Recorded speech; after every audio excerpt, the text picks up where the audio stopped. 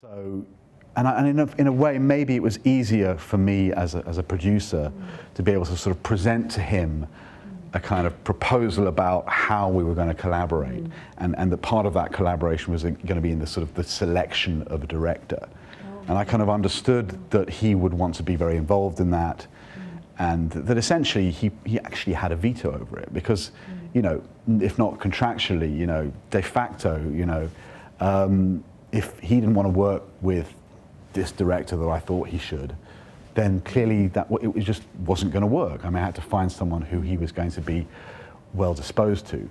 I mean, you know, James is really the kind of second or third person I kind of sort of chucked his way, and but different from the first two in that I was very excited about James. I mean, I could, you know, I'd never worked with James before, but I had, you know, I had been a fan of Wisconsin Death Trip, and I still remember kind of getting that film out again. I don't know how many of you have seen that film.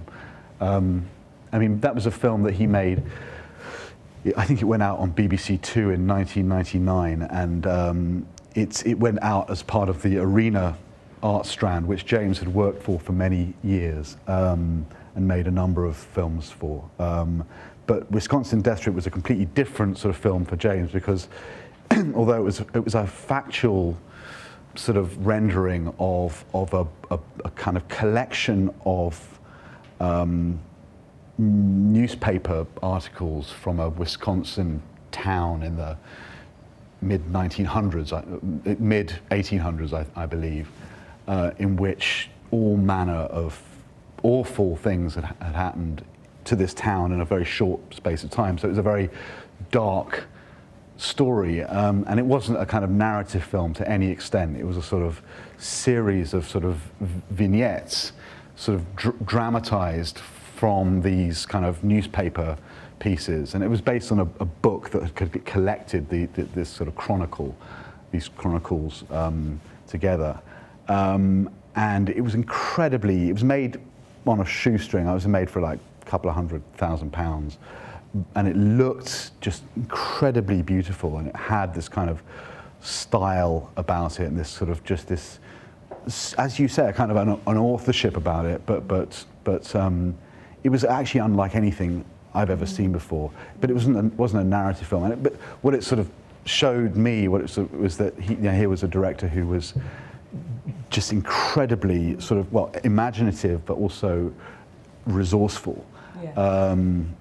You know, and I'd begun to sort of find out some of the stories about how that film was made, and the sort of self-sacrifice that was involved in making that film, you know, really for a fraction of the money that it looked like had been spent. So that was very exciting, and I've sent Philippe a couple of James's films, and the word I got back, and rather disappointingly, was that he was, you know, Oof. Yeah, it's like, I'm not that impressed, you know. It's like, and I was like, you know, so I sort of said to James, I didn't tell James this because I thought, you know, that would kill this relationship at birth, you know. But you began to get the measure maybe of how he works. Yeah. I'd had the measure for some time at this point, because we all the while I'd been negotiating this contract that was an extremely volatile process, actually, and it was right at the kind of tail end of that process that James sort of emerged, and I remember sort of having a conversation with James in which I sort of suggested that he write, you know, a kind of killer letter to Philippe explaining why, you know, he had to make this film, sort of thing. And he did indeed, about a week later, sent me this amazing sort of letter. And I sort of wish I still had it, actually. Somehow I looked for it, it's got lost, but it was, you know, quite an extraordinary thing. And I thought to myself, I will just literally, Philippe doesn't have an email, but Kathy is, you know, she deals with his email. So I literally just pinged it to her, but completely unadorned. I didn't have to say anything about it. And I just sort of left it for a couple of weeks. And sure enough, you know, They're very rigorous, and they do look at everything, and they, you know, consider everything on its merits, and they were very impressed. And James was living in New York at the time, and so they went and met. He travelled up to where they live, and they had a long lunch, another expensive lunch. And by the end of the lunch, Philippe had basically decided to let's do it again, you know. And James was sort of anointed at that point. And anyway, yeah, the rest is history.